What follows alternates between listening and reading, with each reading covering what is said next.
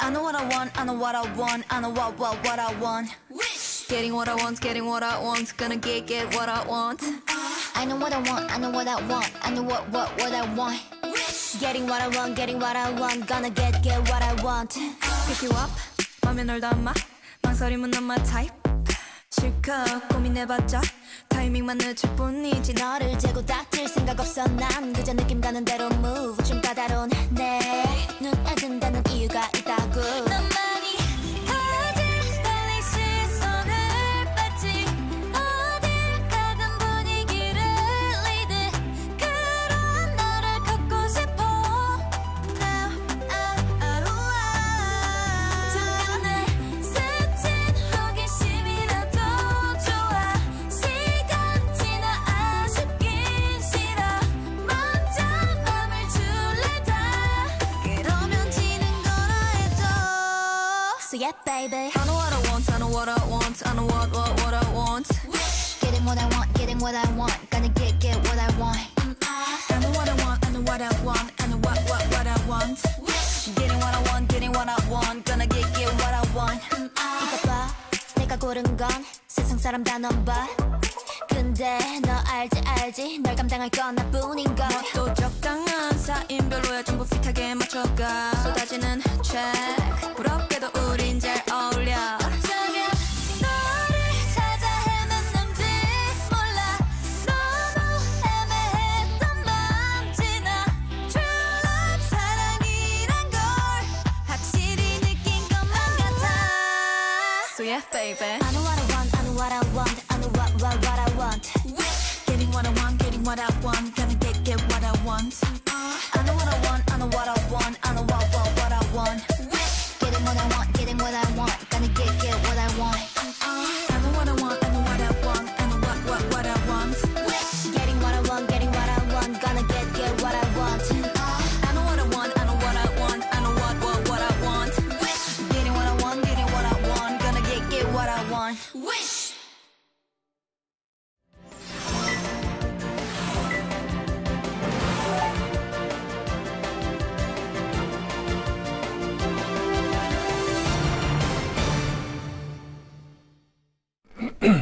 네, 안녕하십니까. 뉴페이스 네. 인사해 주시죠. 뭐 그렇게 뉴페이스는 아, 아니에요. 그렇네요. 네, 오늘 아침에도 라이브를 했는데 우리 가족이죠. 네, 가족이죠. 이게 뭐 어떤 출연으로 따지면 이제 회전문 출연, 회전문 출연. 네. 아니 어제 오셨던 이제 염 총장님도 그렇고 네. 우리 양용월 총장님도 그렇고 우리 프리데스크의 가족이긴 한데 네. 끝에 앉아 계셨을 때랑 네. 또 중간에 계실 때랑 제 느낌은 다르더라고요. 느낌이 본인은 좀 어떠세요? 예. 저도 이게 자꾸 이제 어디를 봐야 될지, 원샷이 중앙을 봐야 될지 옆에를 네. 봐야 될지 약간 좀 모르는 상황인데 네. 하여튼 이렇게 기회를 주셔가지고 너무 감사합니다. 아유, 네. 말씀. 오늘 옆에 계신 게스트와 저를 네. 이끌어 가시는 네. 중책을 맡으셨습니다. 네. 잘 제가 부탁드리고요. 이끌어 갈 수 있을지는 모르겠지만 어쨌든 한번 해보겠습니다. 네, 오늘 쭌쭈닝님 이분도 저희 가족이에요. 매일 들어오시는 익숙합니다, 분이죠. 이분이. 네, 예, 예. 이지의 What I Want 아, 이 노래 아세요? 사실 몰라요. 저도 몰라요. 네. 방금 좀 틀었는데 들어봐야지 이제.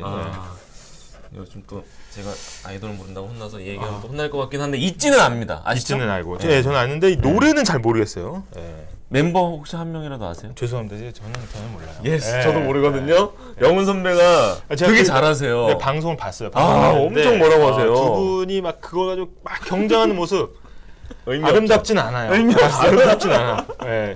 여기 아, 이래서 제가 채팅창에서 혁월 보실 선배 때는 좋아해요. 똑같아. 똑같아. 똑같아. 평평해. 아. 둘 다 평평하기 때문에 그게 아름다운 경쟁은 아니었다. 저희 시청자의 입장에서 한번 말씀드리면 그렇습니다. 알겠습니다. 우리가 그런 경쟁을 할 필요는 없다. 네. 경쟁을 듣고 알면 아니고. 되니까. 네. 아, 저는 모르는 게 죄인가 싶을 정도로 엄청 혼내니까. 근데 오늘은 모르신다니. 저도 이제 좋네요. 따라가려고 노력했던 국면이 좀 있긴 있었어요. 근데 어느 순간 이게 안 되는구나. 네. 아, 근데 저희 구독자분들 신기한 게 그 지선배 할 때도 그렇고 오늘도 그렇고 낮에 눈에 띈 기사를 뭘 할지를 아세요. 기가 막히게. 그렇죠. 예. 예. 48초만 하라고 홍승표님이. 네.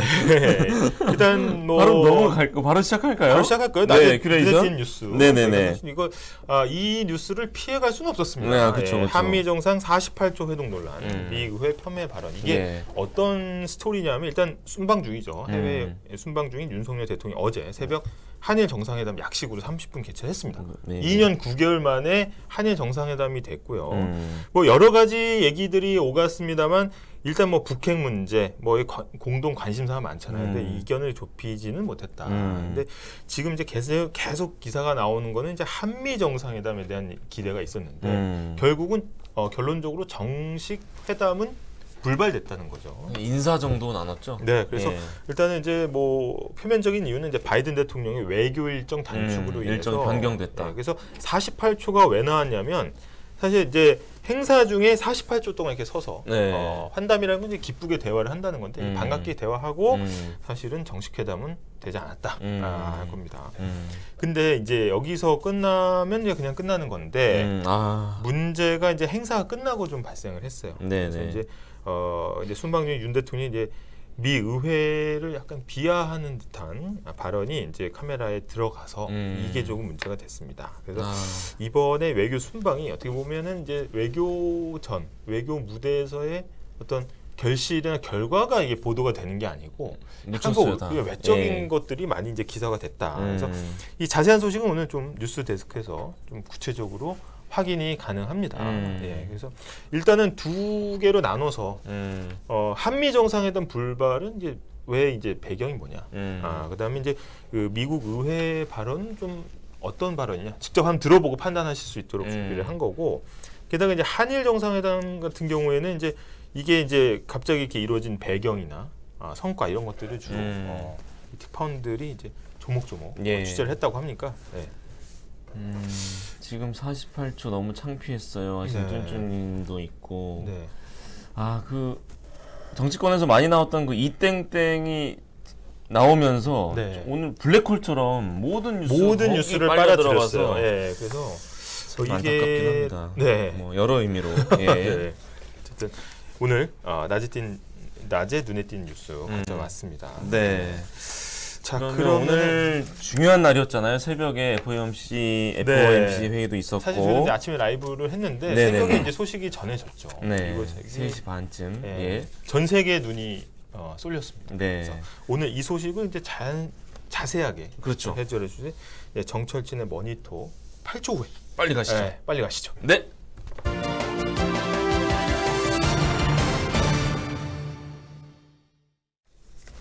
네, 알아두면 돈 되는 경제, 금융 소식 정리하는 머니톡 정철진 평론가 모셨습니다. 어서 오십시오. 안녕하십니까. 네. 안녕하십니까. 네. 잠 못 주무셨죠? 못 잤습니다. 지금 약간 눈이 조금 거의 밤에 꼴딱 샜습니다. 그러실 수밖에요. 왜냐면 이번에 이제 8월달에 한 텀 쉬어가가지고 9월달에 더 좀 약간 기대가 됐었고 또 8월달에 또 이 잭슨홀 미팅 때 뭐 발언들이 너무 강경하게 나왔기 때문에 이게 진짜 어떻게 9월달에 어떤 결론이 나냐 이게 굉장히 좀 관심이 집중됐던 소식이었습니다. 이거 정리하고 가야겠죠, 그러면. 그렇죠. 네.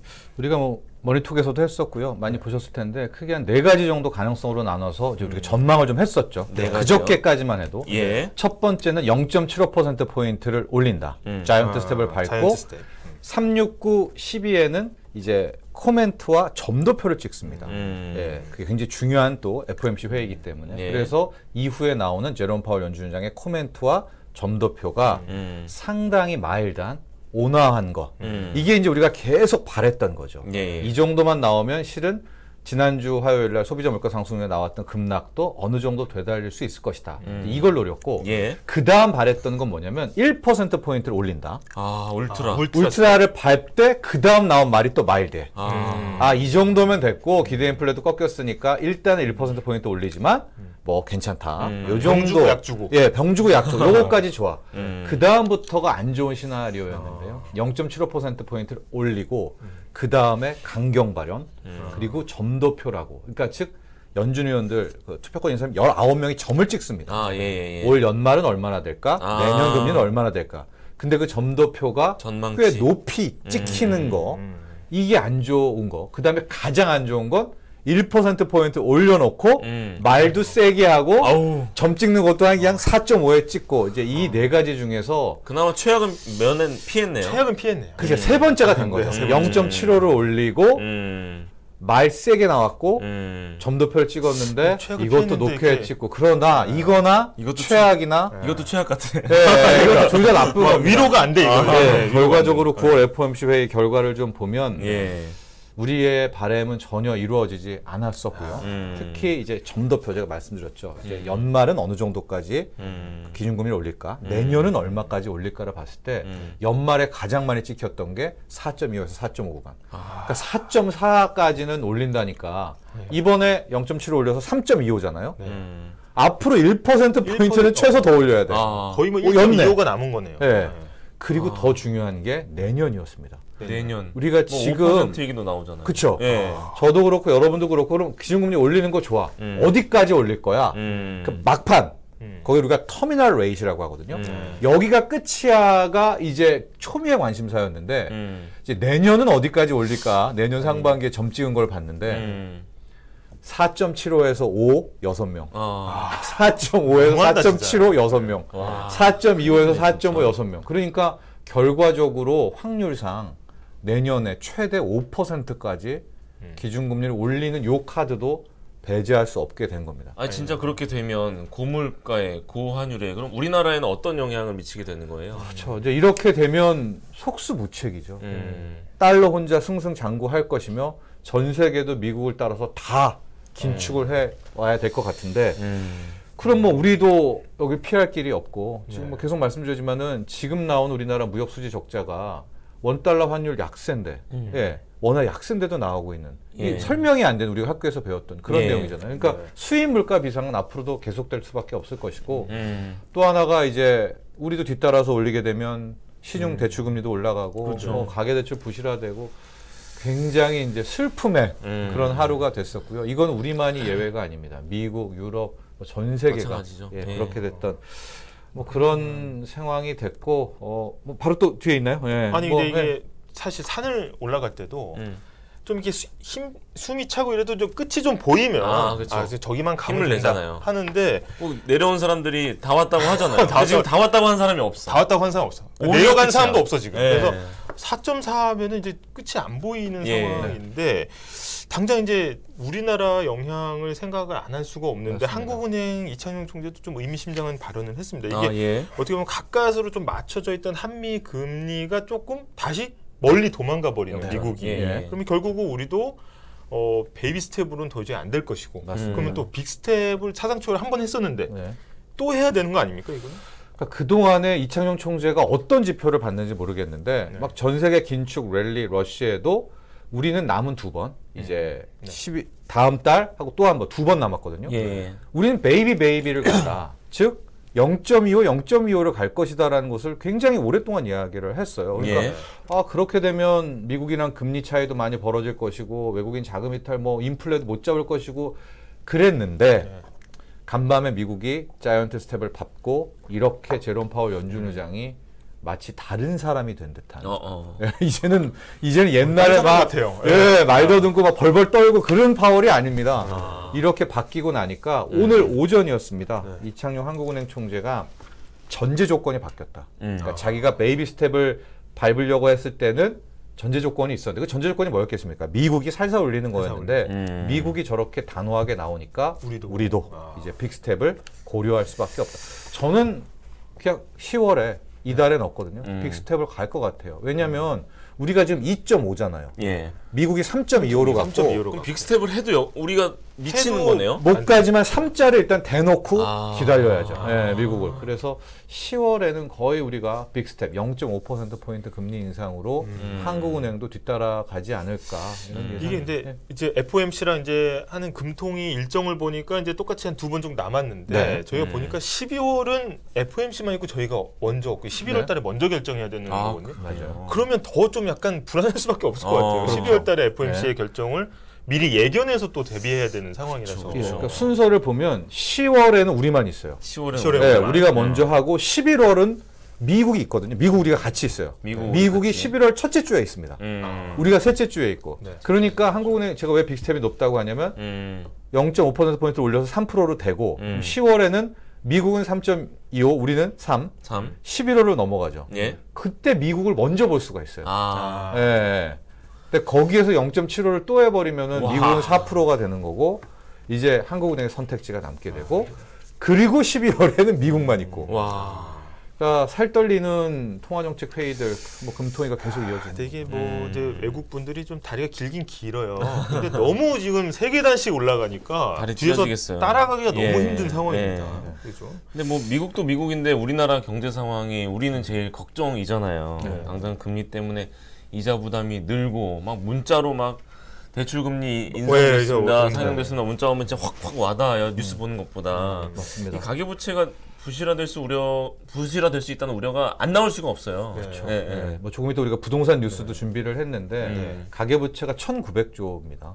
1,900조고 우리나라는 좀 미국이랑 다르게 변동금리 비중이 70% 이상이고요. 아마 우리 지금 보시는 분들 중에서도 1년 전에 싸게 뭐 한 3.1% 내지는 뭐 2.9%에 받았던 분들이 지금 변동금리로 한 지금 1.2%포인트 높아진 걸 받아보고 그 이자를 냅니다. 그러니까 뭐 많게는 60만 원, 70만 원의 이자 부담이 월 더 늘어날 겁니다. 더 크신 분들도 있겠고요. 그렇죠. 그렇게 되면 이자 같은 게 사실은 이게 원천징수 같은 거라서 월급 받은 다음에 이자 내고 나서 그 다음에 소비를 하니까. 그렇죠. 그러면 더 허리띠 졸라맬 수밖에 없는 상황인 거죠. 지출이 줄어들 수밖에 없죠. 원리금으로 90만 원씩 내다가 이제 6개월, 1년 뒤에 턱하니 바뀐 변동금리를 받아보면 글쎄요. 지금 한 170, 180 거의 2배 가까이 이제 내야 되는데 이게 끝이 아니잖아요. 그게 랠리가 내년까지 간다면 이게 또 한 번 더 개법이 또 남아 있기 때문에 결국 앞으로 이 가계부채 부실화가 부실화된다. 제가 보도도 하고 방송한 게 한 4년 뭐 이쯤 됐는데 드디어 이 5년짜가 이제 진짜인 것 같아요. 진짜 리스크 관리. 이제 가계부채도 이제 또 문제고, 근데 이제 일단 원달러 환율이. 저도 이제 경제부에서 취재했다고. 1,400은 제가 이제 써본 적이 없어요, 기본적으로. 우리 구독자분들도 그랬어요. 설마 1,400 가겠냐. 1,300 근접해도 화대짝인데. 1,400원 돌파했습니다. 해버렸습니다. 24년 만 이게 어떻게 손 쓸 수가 없는 손 쓸 수가 없었고요. 또 특히 오늘 오전에 추경호 경제부총리가 굉장히 또 단호한 발언했거든요. 다 단호해. 한쪽으로 환율을 쏠리면 좌시하지 않겠다라고 했는데 그 순간에 또 1,408원 뭐 이렇게 쭉쭉 가버렸기 때문에. 근데 그 이유가 그 간밤에 이제 달러 인덱스라고 하죠. 달러 대비 유로와 파운드와 엔화, 뭐 캐나다 달러 6개 통화의 상대 가치하는 게 111을 넘어버리더라고요. 111. 그러니까 우리가 뭐 보통 말이 안 되는 말이 안 되죠. 그러니까 차트 분석할 때 뭐 이렇게 되고 뭐 하잖아요. 근데 그 기술적 분석이 넘어서 이렇게 서버리는 이제 구간이 그냥 나와버린 겁니다. 그렇게 달러가 초강 달러, 슈퍼 달러가 돼버리니 원은 버틸 수가 없겠죠. 그래서 뭐 1,400이 일단 넘어갔고 지금 환율 어디 갈 것이냐, 얼마 갈 것이냐.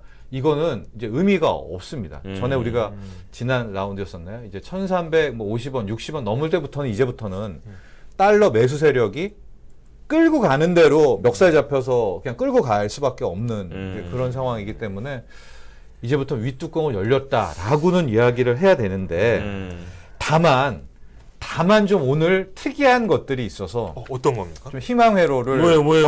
여기서 희망 회로를 어떤 거지? 저는 희망이 안 보이던데. 한 2시간 전에 일본 정부에서 공식 발표를 하나 한 게 있었는데요. 여러분 오늘 그러니까 낮에 BOJ라고 하죠. 일본 중앙은행의 BOJ 금리 결정 회의가 있었어요. 똑같은 FOMC 회의 같은 회의가 일본 중앙은행, 그러니까 이른은행에서 있었는데 역시 브루다 총재가 뭐 마이너스 금리에 양적 완화 계속한다라고 이야기는 했는데 바주카. 뭐 똑같이 전혀 변하지 않아서 그때부터 엔화가 145엔으로 떠였어요. 그러니까 더 엔화 약세, 더 달러 강세가 나왔는데요. 지금 그럼 엔화 또 약해지는 거잖아 말씀할 건데 지금 2시간 전에 나온 뉴스는 일본 정부가, 일본 외환 당국이 23년 만에 시장 개입을 공식 선포했습니다. 그러니까 더 이상 엔화 좌시할 수 없겠다. 일본도 우리 추경호 경제부총리처럼 엔화 약세를 좌시하지 않겠다. 제가 근데 일본 걱정한 건 그냥 오랜만이었어요. 너무 막 풀어내니까. 그러니까 지금 엔화도 거의 휘지가 될 정도. 지금 145엔이면은 이게 진짜 그 다음 레벨이 147엔인데 이래 버리면은 속수무책이거든요. 그래서 일본이 지금 개입했다라는 것과 함께 한번 뚝 떨어졌습니다. 141엔대. 그러니까 일본 엔화의 반격 요거 하나가 있겠고요. 안 하던 일을 하니까. 안 하던 일을 하고 지금 들어온 소식이 속속 뭐냐면 스위스가 0.75%포인트 자이언트 스텝 밟았고요. 지금 조금 전에 노르웨이도 빅 스텝 밟고 그러니까 다른 통화들도 지금 그 기축을 통해서 달러 대비 지금 강으로 가고 있는 거고요. 조금 있다가 영란은행이죠. 영국의 중앙은행 영란은행이 또 기준금리 결정을 하는데 이때 또 어떤 발언인지 파운드화를 또 가치를 봐야 돼요. 왜 이런 말씀을 드리냐면 달러가 지금 강해진 이유가 달러 미국 자체의 긴축도 있지만 유로와 파운드와 엔화 얘네들이 완전히 약세되면서 그냥 완전히 그냥 뭐 바보 완전히 최악이 되면서 달러가 이렇게 올라갔거든요. 그러니까 이 친구들이 다시 힘을 좀 내면 달러를 좀 끌어내릴 수가 있죠. 밸런스를 맞추지 않은가 해서 지금 이대로면은 내일 또 1,410원 가고 또 가죠. 그거 뭐 모릅니다. 그러나 그나마 지금 환율이 이게 상대적인 거기 때문에 엔화와 또 파운드화를 오늘 한번 또 보시죠. 스웨덴은 1%포인트 인상했다. 네, 전날. 전날. 미국이 앞서서 했었죠. 희망 고문인가 뭐 희망 회로인가 지금 신문정님. 네, 우리 평론가님이 그 미국제 10년물 금리 자주 얘기해 주셨는데 말씀을 하셨는데 3.6%를 넘었어요. 이건 어떤 의미가 있다고 봐야 돼요? 3.6 갔다가 저도 간밤에 다 안 보고 미국채 금리만 봤어요. 이게 뭐냐면 나중에 따로 한번 시간이 있을 때 말씀드릴 텐데 10년 만기 미 국채 금리 그리고 다른 말로 10년 말기 미 국채 수익률 같은 표현입니다만 이게 어떻게 결정되느냐가 여러 가지 학설이 있지만 이게 종합예술이거든요. 근데 제가 봤을 때 가장 밀접한 것은 미국의 경제성장률, 미국의 달러와 가장 연동이 높아요. 그러니까 만에 하나 10년물 금리가 튀어오르기 여기서 3.5, 3.6, 3.7까지 올라간다면 슈퍼킹, 킹 달러를 못 막습니다. 근데 저는 무슨 생각을 하고 있냐면 이렇게 세게 기준금리를 올리면 결국 미국 경제도 망가질 것이고 시장은 똑똑하니까 10년물 금리가 먼저 반영해서 떨어질 거라고 저는 보고 있거든요. 금리가. 그래서 3.5대, 3.4대, 3.3대로 미국 10년물 금리가 떨어진다면 이 지긋지긋한 달러 강세도 이제 떨어질 수가 있다라고 해서 저는 지금 가장 많이 보고 있는 게 10년물 국채 금리였는데 간밤에 간담을 서늘하게 하더라고요. 3.6을 치고 갔다가 지금 다시 3.5까지 내려왔는데요. 여러분들도 이게 지금 환율 킹달러의 끝은 그 누구도 모르게 돼버렸습니다. 그러니까 유일하게 볼 부분은 10년물 금리가 미국에 그게 떨어지는지 마는지 하고 그게 떨어지기 시작하면 근데 또 걷잡을 수 없이 달러 약세도 나오거든요. 그래서 당분간은 이 10년물 금리에 좀 의존하면서 바로미터로 삼기를 바랍니다. 오늘 코스피도 보면은 장중 1%는 떨어졌다가 약간 2,330선 가까스로 지금 지켰는데 2,330 프리데스크에서 계속 추적해왔던 이 외국인 자금 동향은 좀 어떻습니까? 스마트머니론이었죠. 6월 말부터 자주 보셨군요. 모니터 예측 그 이제 6월 말부터 외국인들이 들어오기 시작했을 때 우리가 이제 이게 1조에서 1조 5천억까지는 검은머리 외국인이다. 충분히 검은머리 외국인도 그러니까 한국인이 가장 외국인으로 여기 한 1조에서 1조 5천억은 충분히 동원 가능하거든요. 근데 이제 그게 넘었잖아요. 그래서 이제 그 다음에 2조 5천억에서 3조까지는 투기 자금들, 뭐 영국이나 이런 조세 필용의 투기 이런 헤지 펀드들도 이 정도 가능하다. 근데 더 샀습니다. 그래서 이제 4조, 5조를 사고 6조를 사게 되면서 이제 그때 나온 이론이 얘네가 왜 들어왔겠느냐. 이 원달러 환율 약세성화에 환차익으로도 돈 날려 주가 하락으로도 돈 날려. 안 좋은 시기에 왜 들어왔느냐. 그래서 이제 얘네들은 곧 있으면은 달러 강의, 달러 약세로 바뀌는. 그러면 이제 환차익도 먹고 주가 차익도 먹으려는 스마트 머니다라고 이제 이야기를 해드렸는데 아직까지도 안 나오고 있죠. 주가 상승도 안 나오고 있고, 지켜봐야죠. 환율도 안 나오고는 있는데 언제 결론 나요? 그러나 중요한 건 여러분 아직 패배가 아닙니다. 왜? 얘네가 안 빠져나가고 있어요. 아직도 이동이 없고 오늘 같은 날도 투매가 나왔어야 되거든요. 이게 진짜 찐 폭락이라면 한 8천억 이상은 매도를 쳤어야 되는데 그래서 이 스마트 머니론을 저는 아직은 더 추적하겠다. 뭔가 이게 확 움직이는 모습이 아니고 다 거기 그 자리에 있는 그런. 그러니까 얘네가 그냥 있어요. 지금 당하면서까지. 이게 이제 아직도 미스테리로 남아 있기 때문에요. 끝까지 추적하신 김에 스마트 머니론 한 번 더. 추적하려면 뭘 봐야 됩니까? 프리데스크를 계속 머니톡을 계속 보셔야 됩니다. 프리데스크 중에 머니톡을 보시면 경제 소식은 뭐 주식 시장은 한번 살펴봤고, 그럼 이제 부동산 시장은 넘어가 볼까요? 한번 가볼까요? 굵직한 뉴스들이 많았는데 어제 저희 프리데스크에서 살짝 짚긴 했어요. 근데 우리 평론가님께서 좀 자세히 설명해 주세요. 규제 지역 해제 발표 이건 어떤 의미가 있는 거죠? 오랜만에 규제 완화가 나왔는데 윤석열 정부가 부동산 뭐 규제 완화한다, 뭐 부동산 경기 부양한다라고 발표했지만 하나도 한 게 없어요.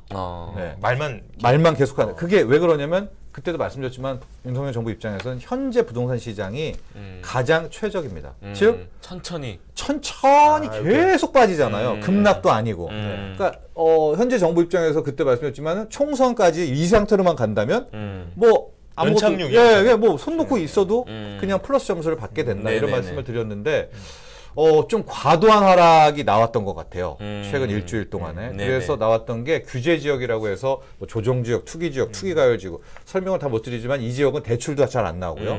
양도세 중과라든가 세금 규제도 많은 이제 이런 것들이 있는데 지방은 세종 빼놓고 다 풀어줬다. 이렇게 외우시면 될 것 같아요. 세종은 걸어놨고 조정지역으로 싹 다 풀어줬고 수도권에서 일부만 이제 한 단계 갭에서 낮춰줬다라고 보는. 그러니까 첫 번째 아마 제가 보기엔 윤석열 정부의 부동산 대책이 이건데 뭐 시작은 했어? 라든가 부동산 전문가들도 이거 뭐 전혀 이게 크게 뭐 이런 식의 반응은 나오고 이걸로 이렇게 반등할 거라고 예상한 분들은 없는 것 같아요. 같아요. 이게 좀 이제 심리라는 게 되게 신기한 게 처음에 이제 이번 정부가 들어서면서 이제 규제가 확 완화될 거다 이런 기대가 쫙 퍼졌거든요. 맞아요. 그랬는데 움직임이 없는 거야. 그러다가 이제 규제 완화가 딱 나왔는데 이제 세종만 빼고 다 풀렸지 않습니까? 근데 지방은요, 싹 다. 야, 그럼 인천은 왜 안 풀죠? 세종은 왜 놔두냐? 이게 이렇게 지금 약간 가고 있는 상황이어서. 원희룡 장관이 취임 일성으로 약간 속도 조절을 얘기했었잖아요. 그때부터 약간 더 떨어져야 된다고 했죠. 그때까지는 뭐 부양책 없다고 했죠. 아니 그래서 이게 보면은 사실 우리가 이제 바로미터라고 하는데 부동산 시장의 어떤 민감도를 보기 위해서. 근데 강남권을 많이 보지 않습니까? 근데 굉장히 중요한 가격대가 나왔는데 사실 강남권에서 국평, 국민평형이라고 하면은 20억 수준, 마지노선이라고 부르는데 오늘 잠실에서 이게 이탈이 발생했다는 거죠. 어제, 그제 아마 큰 뉴스였고 가장 많이 본 뉴스에 올라와 있었는데요. 지금 이제 2022년에서 2020년으로 왔고 이제 2020년에서 코로나19 이전에 더 떨어지냐 마냐를 할 때 이제 어떤 이야기가 있었냐. 코어 지역 빼고요. 강남의 코어, 뭐 용산 한남동 빼고 잠실 정도 지역에서 30평형에 20억이 깨지는가. 하고 강북에서는 뭐 마포의 대장 아파트가 30평형이 15억이 깨지는가. 20억, 15억. 요 두 개의 기준선이 있었는데 심리적 지지선이기도 하고. 그렇죠. 하고 그걸 깨지면 마치 우리 주식에서 추세선이 이탈되듯이 그 다음 레벨까지는 떨어질 수밖에 없는. 지금 그 다음 레벨은 2017년 레벨이거든요. 그 가격 구간대가 있는데요. 엊그제 나왔던 뉴스를 보면 이제 잠실에 지금 아파트 이름 말씀 못 드리면 여러분 찾아보시면 나옵니다. 거기 이제 3개 아파트가 있는데 거기서 30평형이 19억 4천, 19억 7천에 거래가 됐더라고요. 이게 27억짜리도 실거래가 됐던 아파트거든요. 그러니까 여기에서 지금 송파구에서 잠실에서 30평형 20억이 지금 깨진 거고 뭐 급매물로는 18억 8천도 나와 있다라고 하고요. 아직 강북에서는 이제 15억이 안 깨지지만 지금 15억 7천, 뭐 15억 8천 이렇지만 거의 근접하고 있는 이것도 거의 시간 문제지. 초급매가 개별되면은 이제 떨어지게 되고 그러면 큰 레벨 다운이 되면 여기서 금리까지 계속 올라가면 그 다음에 이제 향하게 되는 게 2017년 가격 레벨이거든요.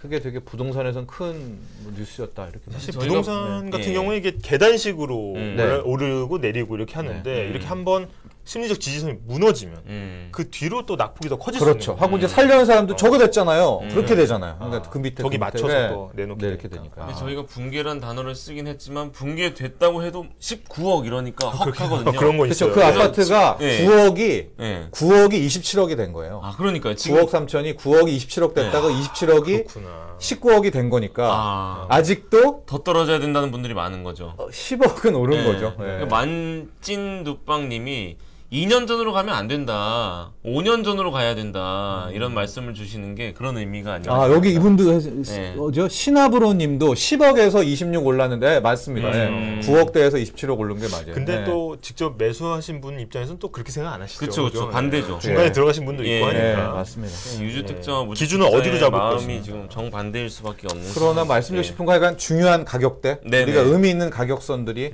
이제 한 번 깨졌다.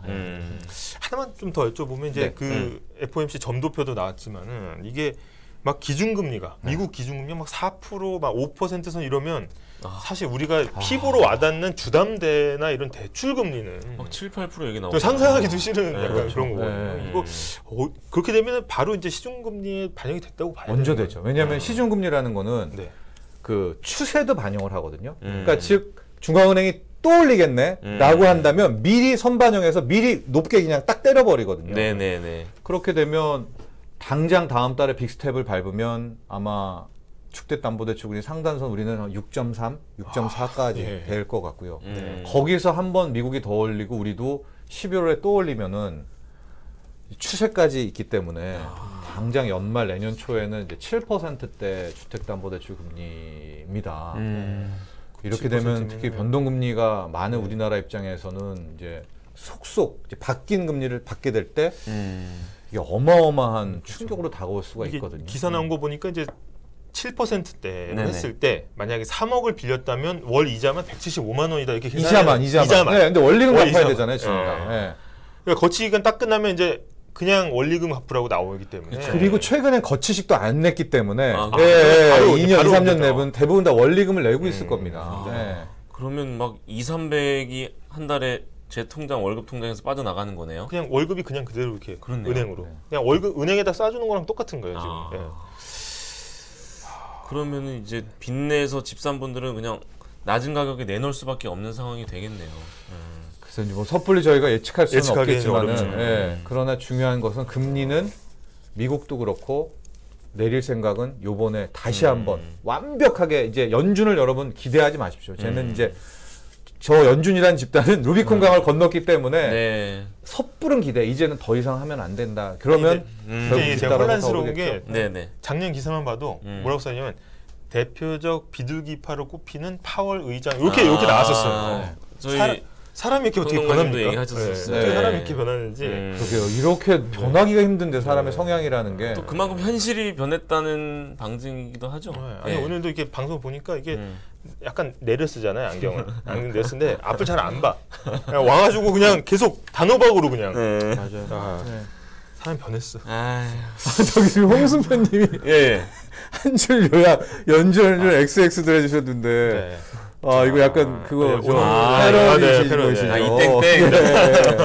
자 오늘 또 경제 소식 알아보면서 머리 쏙쏙 들어왔는데 정리를 해야 되는데 오늘 장탄식을 몇 번 했는지 모르겠어요. 오늘 목요일마다 그래요. 명쾌한 또 해설 감사합니다. 정철진 평론가였습니다. 네, 고맙습니다.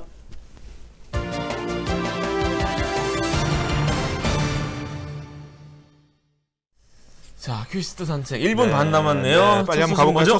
한미 정상회담 불발 아까 얘기했던 이게 사실 아까 전해졌던 내용에서 이제 실제 직접 뉴욕 현지에서 취재를 했기 때문에 더 생생한 이야기를 준비를 했다고. 그리고 이제 의회 폄훼 발언은 직접 한번 들어보시고 오늘 하루 종일 논란이 됐던 거니까 정리하시면 좋을 것 같고요. 그다음에 이제 한일 회담 대화 이제 물꼬는 텄는데 이게 뭐 어떤 성과가 있는 거냐. 일본에서는 또 회담 아니고 뭐 간담회였다. 간담회라 또 격화시켰거든요. 과연 이게 그럼 배경은 뭐냐? 그럼 무슨 요번에 무슨 성과가 있는 거냐? 또 자세하게 또 준비를 했고 또 지금까지 계속 얘기했던 미국의 금리 4.4%까지 연말에 가면은 한국은 어떻게 이제 멱살 잡혀서 끌려가는 거 아니냐? 여기에 대해서 또 분석을 전문가들의 의견을 취합해서 집중 취재를 했습니다. 그 다음에 이제 또 MBC만의 단독 보도가 있어요. 뭐죠? 이 대통령실에서 이제 옮기면서 용산으로 이 경우에는 뭐 문제가 없냐? 어쨌든 이제 문제 없다고 했거든요. 근데 헬기에서 대통령 전용 헬기에서 어떻게 보면 이제 이 경호 프로토콜을 약간 좀 어기는 그런 내용. 그래서 이게 어느 정도 위험한 건지 단독 보도로 뉴스데스크에서 전해드리고 마지막으로 이 러시아가 이제 거의 선전포고식의 핵무기 사용을 얘기하지 않았습니까? 근데 동원령을 또 내렸기 때문에 현지에서는 지금 이걸 피하기 위해서 대탈출이 일어나고 있다. 시위도 일어나고 있다. 현재 러시아 상황이 어떤지 확실하게 정리해서 준비해드렸습니다. 야, 이 5개 소식을 1분 반 안에 너무 깔끔하게 정리해 주신 거 아닙니까? 너무 고맙습니다. 우리 노 대장님의 유지를 받아서 시간을 맞춰야 됩니다. 우리 양효걸 기자는 이제 내일까지 수고해 주실 거고요. 저는 다음 주에 돌아오겠습니다. 고맙습니다. 네. 본방 끝까지 함께 해 주십시오. 안녕히 계십시오.